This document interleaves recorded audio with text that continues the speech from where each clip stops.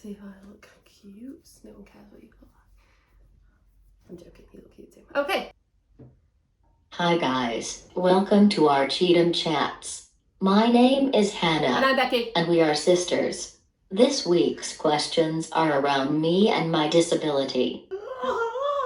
Hi, welcome. We've had a lot of new followers and with that came a lot of new questions. So what we've done, we sent you all a Q&A box and we've split it off into sections. So this week we're going to be talking about Hannah's disability.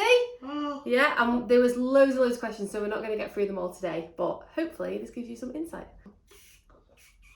Oh, yeah. So question 1 is, what is your condition?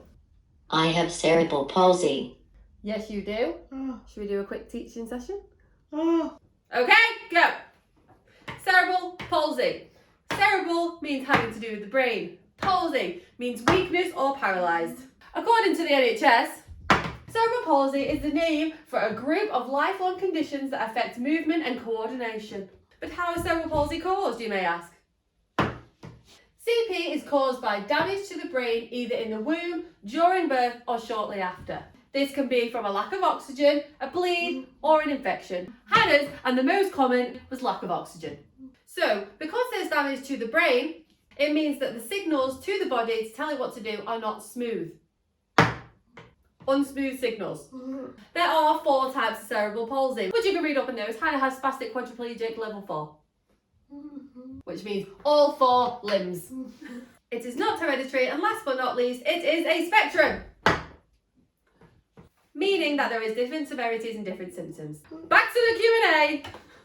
Back to the Q&A, people. The left side of my brain got the brunt of it, therefore my right side is affected. It affects my ability to walk and talk, but I understand everything and should not be underestimated. Oh no. Another question was, when was Hannah diagnosed? So from our conversation with our mum, we've kind of gathered that, like, obviously what happened at birth, they said that cerebral palsy might be on the cards.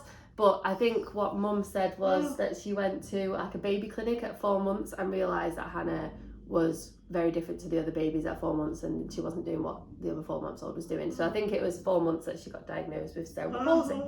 So from then on, my mum and grandma both used to work in a hospital. They both did opposite shifts. So that one would have Hannah, one would go to work, and likewise the other way. Yeah, grandma did not go easy on you, did she? You were like potty trained, sitting up by yourself, telling the time all by you were like 2 months. What was school like? I loved school. I went to a mainstream primary and secondary school with resource bases in them. So I was in class with people my age but had extra support when needed.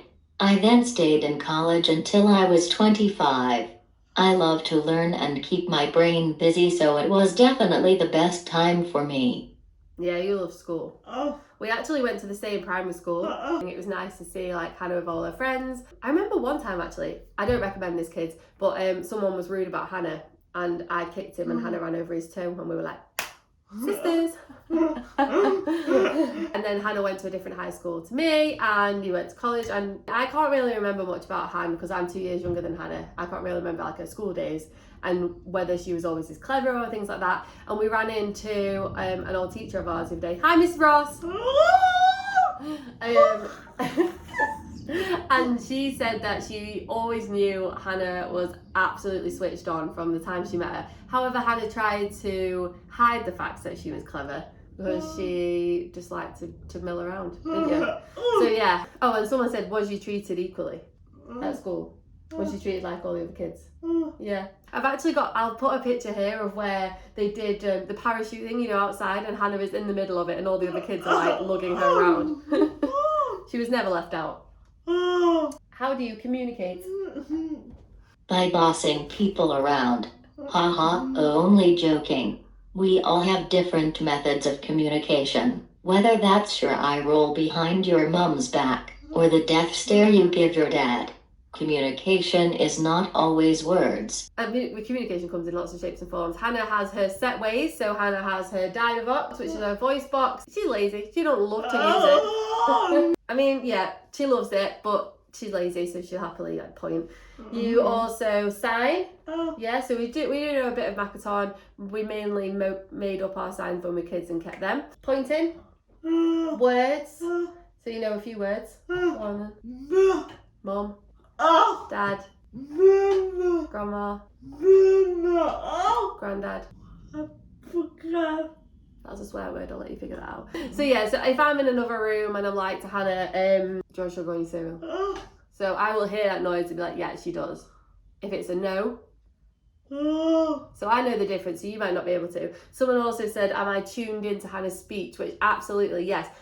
You know when you've got a best friend and you just look at him and you know exactly what they're thinking because you spent that much time with them? That's us. So I'll just be looking at Hannah and I know she's full well she wants a cafe latte or a chocolate. So yeah, so I think it's like, one, you just know what each other's thinking, and there's different ways that Hannah communicates that you might not understand, but we definitely do. And are you more than happy for us to translate around people you don't know? Okay. Can Hannah walk at all? I have strong muscles in my legs, which means I can stand and walk if someone is guiding me upright. Shall I just show you? Go on then. That's it. Shuffle your bum. So literally, Hannah, all I'm doing is guiding Hannah's feet. So once she's got them on the ground, we're going to say ready, steady, stand. So I can hold Hannah with one hand and she can stand up, yeah? So all I do is stand behind Hannah. She's basically just leaning on me and she's walking. Walk, bitch, walk, bitch. Yeah, so Hannah can stand, like I say, and I will stand her up for things like concerts and things like that. But after about 5 minutes, she starts to go a bit green. She starts to go a bit green and you feel a bit sick, a bit funny, because obviously she's not used to being stood up. So all the blood rushes everywhere and yeah. Did it hurt? Did what hurt? When you fell from heaven.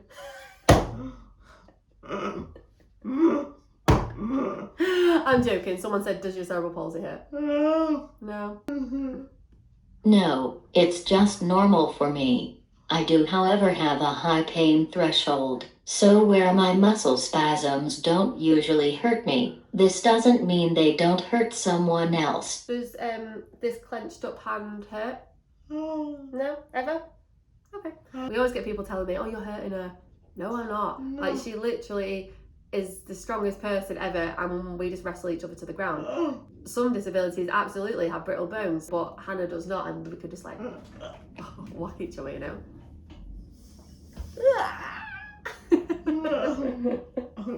So this one's for you. What advice would Hannah give to a young girl with cerebral palsy? My daughter is 6. My biggest piece of advice is to be yourself and love yourself. Being different is what makes you stand out from the crowd. Be strong and don't let anyone tell you you can't do something before you've even tried. You said be strong. I think the world's becoming a more accepting place and people are understanding more, so absolutely, like, the world's your oyster. You do you. You do you! Someone said, what advice would you give to parents or carers? And I'll take this one. I would say, because we get a lot of messages from new parents who have had a child with a disability and they weren't expecting it and they're a bit like, oh my god, what do we do now? Like, it's gonna be okay, and hopefully we are you guys 30 years later showing you that it's gonna be okay. Like, there will be tough times. Don't hold your child back from living their life to the fullest. Like, we can't wrap people in cotton wool all the time, and that would be cozy. But you know, kids are going to be kids and you've got to let them figure things out for themselves. If they ask you to do something, I try my very best to make it happen for Hannah, and if we can't do it, then we say we can't do it. Don't write your child off is all I'm saying. They could be the next Prime Minister one day. Find your little community, find the good in every day, be positive, keep going. You know, you're not alone, I think, is the answer. Do you ever wish you didn't have CP? No, because then I would have to make my own lunch. No, seriously, I don't know any different. I love myself the way I am. I shouldn't have to change to fit into this world. The world should change to accept me as I am, because I am great. True. I wasted many of my birthday wishes with the candles on wishing that this bitch would get better. Because I felt sorry for her. I was running around the play centre like, oh, I really wish Hannah would get better. Until I realised that wasn't going to happen, and I realised she actually didn't care. I've asked her numerous times if she ever wishes she could not have a cerebral palsy, and the answer is no. I mean, yeah, who else? You have to wipe your own arse. What the fuck? Okay. What is the most annoying thing apart from me? When people stand in front of me and say to Becky, does she understand you? Ask me a question and you'll find out. Also, I have CP. I'm not deaf. You don't need to shout for me to understand you. Are you alright? Fun fact, Hannah actually has impeccable hearing. Like, if I went into the other room now, told myself a secret out loud, she would hear. You don't have to shout. And you don't have to speak slower either. Literally, we'll be having a conversation. And they'll be like, you had a good day? Yeah. Hannah's answering me. You can see we're communicating with each other. Can she understand you? What do you think, Beatrice? What do you think? Even though it's obvious, it's so obvious here, Hannah can communicate with me, she understands everything I'm saying, it can't be true in some people's eyes. Oh yeah, but she mustn't really understand you. Oh no, she does. She will hold your secrets and she will take them with her and just tell everyone. Right. What is your biggest struggle? This is a very serious question, and my answer is as equally serious. My biggest struggle is not being able to sneak my cafe lattes when I would like, so I have to play my family off from one another. Not the way the world treats you, no, that is your big. And she does actually play us up one another. Like, I will bring her in from a day out, say to my mum she's had a coffee. In the meantime, my dad's gone in and said, hi Hannah, how are you? She's gone, get me a drink. Bitch has had a second coffee. Will Han live with me in later life? Yes, later life. So we've had this conversation. Obviously, people aren't going to be around forever. Hannah doesn't want to go into a home of your own. If that changes, then it changes. It was one of the first conversations I ever had with Lucy that this may be a possibility that someday Hannah would come to live with us, in which that's what it is, it's fine. So it probably, I mean, this is why we work our arse off. When Hannah was born, it was at fault of the hospitals, but my mum and dad didn't have the money to see it through, for a solicitor. So obviously we have no money for carers other than like what social care provide. So we're working our arse off, so one day hopefully we can have a nice house with an annex on the side for Hannah, who then would have her own carers come in. So like I would be there, but she would have people and she would live independently to us. Okay, so this is an all-in-one question. Will your CP get worse? Does the ability decrease? And what is your lifespan? The condition itself does not get worse, touch wood. But conditions linked to CP are the things that can make you struggle. For example, epilepsy and brittle bones. Thankfully, I don't have any other conditions that affect me. I am very healthy and hope to live a long and sassy life. Hannah is actually like the healthiest one of us all. The only thing she does struggle with is if we get a cold or a cough or something, she hasn't got the ability to have a productive cough. It will sit on her chest. So that can be a bit of a worry sometimes, but that is literally it. The only other thing about that will decrease, like all of us, is muscle problems or muscle tightness. Obviously, I could sit cross-legged on the floor as a kid for hours. I can't now. Hannah was the same. So it's about stretching their muscles and doing the work that goes into that, but that's the only thing that will probably get a bit stiffer and things like that. But along with that, you used to have loads of services that was involved in helping us with that. That all stops when you reach a certain age, so we have to do all that ourselves. How did we teach Bella to treat you? Like a piece of shit. Bella has been a big part of our lives since forever, so she has just been brought up around me and knows no different. She saw how my family treat me and just did the same. No, do you know what? It's lovely to see when she used to come round, she would grab her bib and Hannah's bib and come running in, put it on Hannah's knee, give Hannah her knife and fork and like sit together. So it's just stuff she's always known. She started to be like a sister to her, so she started like wind you up and you wind her up, and it's just so nice to see because it's just what me and Hannah was like as kids. It's like lovely. She's just got no things of it whatsoever. But yeah, she's ace. She's just, we haven't taught her anything specific. We've not sat down and said Hannah has this, because Because she's not ours. I tried telling her once and she was like, and she's just kind of learned off what we do and kind of taken that on her own. Last question, how can I teach my child to be more inclusive / aware of disabilities? Education is key to acceptance. Children are curious and willing to learn with an open mind.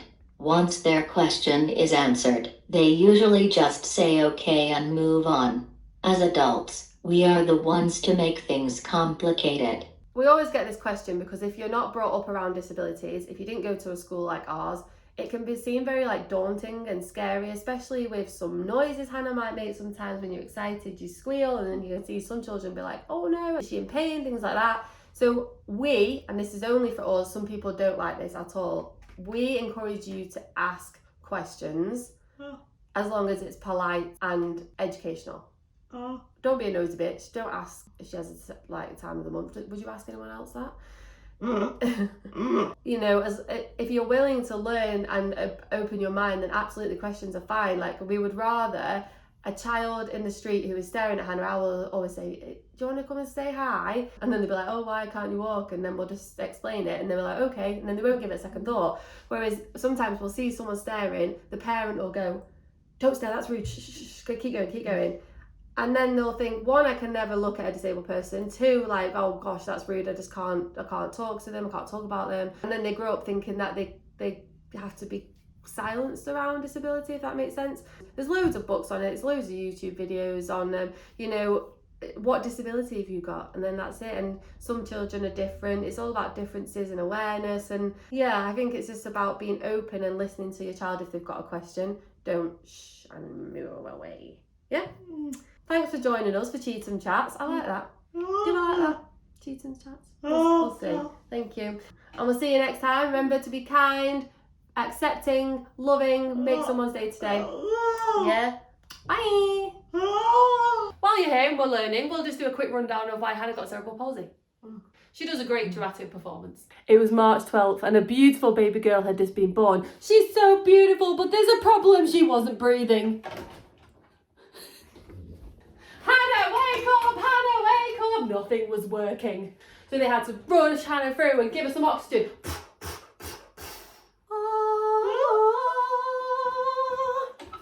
The bitch was reborn.